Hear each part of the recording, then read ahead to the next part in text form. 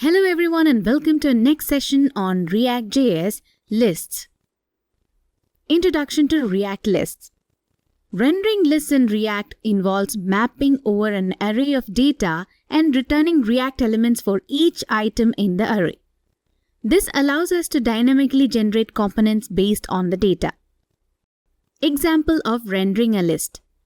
Consider an array of items that we want to render as list of li tag elements.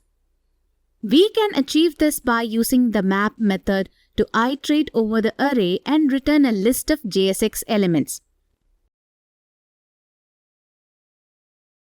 In the example code, we define an array items containing strings representing fruits.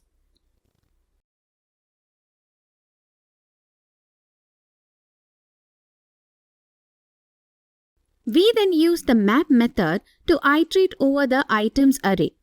For each item, we return a li tag element with the item's value as its content. It's important to include a unique key prop for each list item to help React identify which items have changed, been added, or been removed.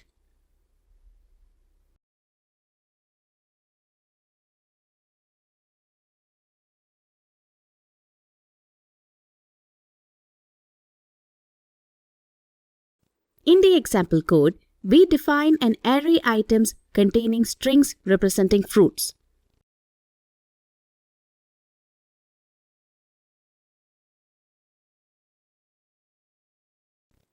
Then, we use a for loop to iterate over each item.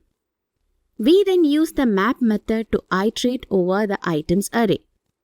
We generate an li tag element for each item and push it into the list items array.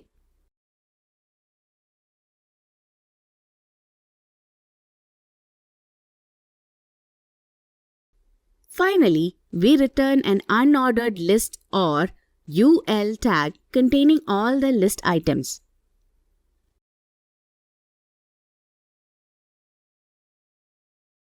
In conclusion, rendering lists in React can be done using both the map method and traditional for loops. By using the map method and providing unique keys for each list item, we can efficiently render dynamic lists of data in our React applications. That's all for this session. Thank you.